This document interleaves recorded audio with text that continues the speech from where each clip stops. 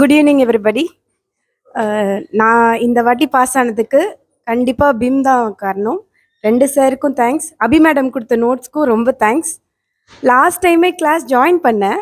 ஒரு 1 week class வந்தேன். அதுக்கப்புறம் என்னால் வர முடியல. அப்போ தான் நான் மெட்டர்னிட்டி லீவ் முடிஞ்சு ஆஃபீஸ் ஜாயின் பண்ணியிருந்தேன். நான் ஆஃபீஸ் ஜாயின் பண்ணதையே என் பையனால் ஏற்றுக்க முடியல. நான் தினமும் வீட்டுக்கு வந்து ஃபேஸ் வாஷ் பண்ணிவிட்டு கிளாஸுக்கு கிளம்புறது அவனுக்கு சுத்தமாக பிடிக்கல. தினமும் காலை பிடிச்சிட்டு அழுவ ஆரம்பித்தான். ஒரு 1 வீக் வரைக்கும் கஷ்டப்பட்டு வந்தேன். வந்து கிளாஸில் உட்காந்தாலும் இந்நேரம் அழுது முடிச்சிருப்பானா, கம்முனா இருந்திருப்பானா, சாப்பிட்ருப்பானா, அந்த மாதிரியே ஓடிட்டே இருந்தது. எப்படா சார் கிளம்புவாங்க, சார் கிளம்புனோடனே வீட்டுக்கு ஃபோன் பண்ணணும் அப்படின்னு 1 வீக் ரொம்ப ஸ்ட்ரெஸ்ஸாக இருந்தது. சரி ஓகே வேண்டாம், நம்ம வீட்டிலேருந்து ப்ரிப்பேர் பண்ணுவோன்னு பண்ணேன். லாஸ்ட் டைம் ஒர்க் அவுட் ஆகலை. ஒரு 1/2 மார்க்கில் வெளியில் நின்னேன். அந்த 1 இயர் ஸ்ட்ரெஸ் வந்து சொல்லவே முடியல. போயிடுச்சு, நம்ம கேரியரே போயிடுச்சு.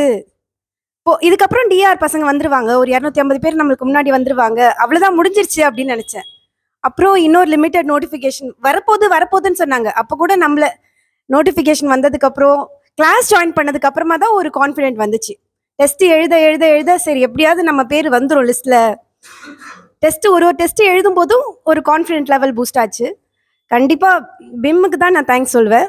ரொம்ப தேங்க்ஸ் சார். Thank you sir.